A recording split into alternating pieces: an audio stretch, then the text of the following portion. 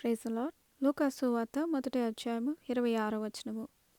6వ నెలలో గబ్రియేలును దేవదూత గలిలయలోని నజరేతను ఊరిలో దావీదు వంశస్థుడైన యోసేపునకు ఒక పురుషునికి ప్రదానము చేయబడిన కన్యక యొద్దకు దేవుని చేత పంపబడెను.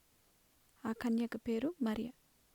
ఆ దూత లోపలికి వచ్చి ఆమెను చూచి, దయాప్రాప్తురాలా, నీకు శుభము, ప్రభువు నీకు తోడై ఉన్నాడని చెప్పెను. ఆమె ఆ మాటకు బహుగా తొందరపడి ఈ శుభవచనమేమిటో అని ఆలోచించుకొనుచుండగా దూత, మరియా, భయపడకుము, దేవుని వలన నీవు కృప పొందితివి. ఇదిగో నీవు గర్భము ధరించి కుమారుని కని ఆయనకు యేసు అని పేరు పెట్టుదు. ఆయన గొప్పవాడై సర్వోన్నతిని కుమారుడు అనబడును. ప్రభువైన దేవుడు ఆయన తండ్రి అయిన దావీదు సింహాసనము ఆయనకిచ్చును. ఆయన యాకోబు వంశస్థులను యుగయుగములు ఏలును. ఆయన రాజ్యము అంతము లేనిదై ఉండునని ఆమెతో చెప్పెను.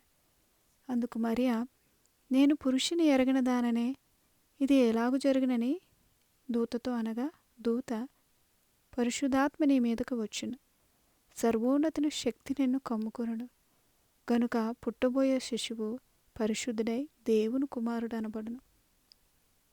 మరియు నీ బంధువురాలు ఎలిజబెత్ కూడా తన వృద్ధాప్యమందు ఒక కుమారుని గర్భం ధరించున్నది. గొడ్రాలనబడిన ఆమెకు అది 6వ మాసము.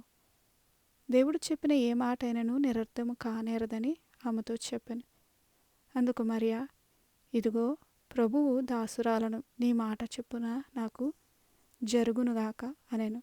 అంతటా దూత ఆమె యొద్ద నుండి వెళ్ళెను. లూకాసు వార్త 2వ అధ్యాయము. ఆ దినములలో సర్వలోకమునకు ప్రజాసంఖ్య రాయవలనని కైసరు ఐగుస్తు వలన ఆజ్ఞాయను. ఇది కురేనియు సిరియా దేశమునకు అధిపతి అయ్యున్నప్పుడు జరిగిన మొదటి ప్రజాసంఖ్య. అందరూ ఆ సంఖ్యలో వ్రాయబడుటకు తమ తమ పట్టణములకు వెళ్ళిరి. యోసేపు దావీదు వంశములోని గోత్రములో పుట్టినవాడు గనుక తనకు భార్యగా ప్రదానము చేయబడి గర్భవతి అయి ఉండిన మరియతో కూడా ఆ సంఖ్యలో వ్రాయబడుటకు గలిలయలో నజరేతు నుండి యూదాలోనికి బెత్లెహేమనబడున దావీదు ఊరికి వెళ్ళెను.